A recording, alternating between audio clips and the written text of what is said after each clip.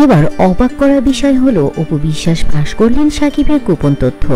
মুহূর্তের ভাইরাল হয়ে গেছে সোশ্যাল মিডিয়ায় সেই গোপন ভিডিওটি। জি হ্যাঁ বন্ধুরা, এবার নাকি সাকিব খানকে নিয়ে বিস্ফোরক মন্তব্য করেছেন অপু বিশ্বাস। সন্তানের জন্মদিনের পরেই এমন ধরনের বিস্ফোরণ কথা কেনই বা বললেন অপু বিশ্বাস, চলুন বিস্তারিত জেনে নেই। বন্ধুরা, আপনারা সবাই জানেন যে সাকিব খান কিন্তু তার প্রথম সন্তান আব্রাহাম খান জয়ের জন্মদিনের দিন সেখানে উপস্থিত ছিলেন না।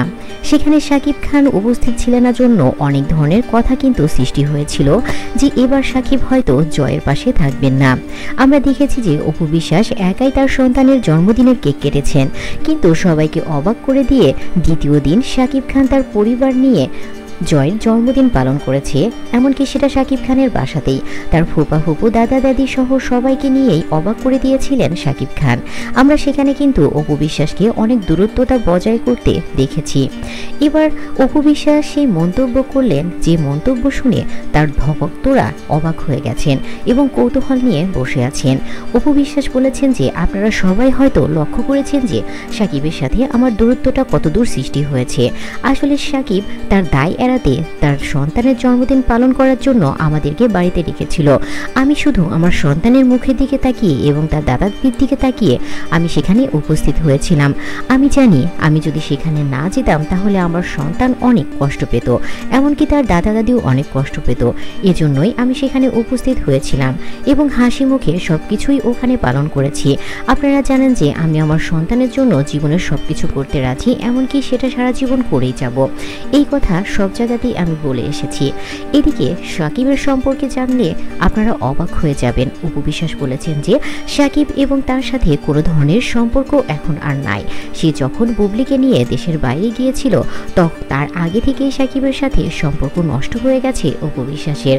এখন যেটুকু আছে সেটুকুই শুধু নিছক সন্তানের কারণে। কারণ এখন সাকিব অপুর সন্তান জয় বড় হয়ে গেছে, বুঝতে শিখে গেছে তার বাবা মা এখন আলাদা হয়ে গেছে। তাই অপু বিশ্বাস এখন আর কোনো কিছু লুকাতে চায় না। অপু বিশ্বাস এখন তার নিজের পথে চলতেছে। সে নিজের জীবন গোছানোর জন্য সামনের দিকে এগিয়ে যাচ্ছে। এমনকি আমরা দেখতে পাচ্ছি অপু বিশ্বাস কিন্তু নিজের কাজেই অনেক ব্যস্ত আছে।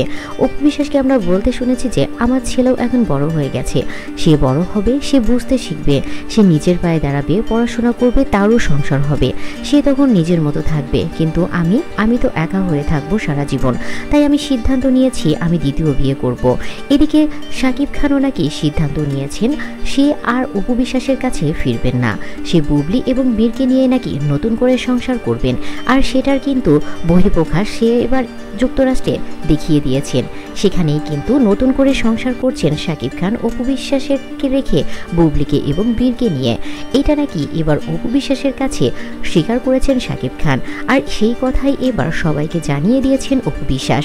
অপু বিশ্বাস বলেছেন যে আমার সাথে সাকিবের আর কোনো ধরনের কোনো বাজে মন্তব্য আপনারা করবেন না। সাকিব তার নিজের জীবন গুছিয়ে নিয়েছে, সে বুবলিকে বিয়ে করে আবারও সুখে সংসার করছে, সেটা আপনারা সবাই দেখতে পেরেছিলেন। আর এই কথাটা এখনও সাকিব আপনাদের জানায়নি, হয়তো কিছুদিনের মধ্যেই প্রেস কনফারেন্সে আপনাদের সবাইকে সবকিছু খোলাসাভাবে জানিয়ে দিবে। আর তার আগেই আমি আপনাদের বলে দিলাম। আর এই কথাগুলো আপনারা সবাই লিখে রাখুন যে আমি আর কখনোই সাকিব বুবলির পেছনে থাকবো না। তারা তাদের জীবন নিয়ে আনন্দে কাটাক, আমি আমার জীবন গোছাতে চাই, আমার সন্তানকে ভালো করে বড় করতে চাই। তবে হ্যাঁ, সাকিব যদি তার সন্তানের সাথে সম্পর্ক রাখতে চায় সেটা তার ব্যাপার। আমি চাই না তার সন্তানকে তার কাছ থেকে দূরে রাখতে।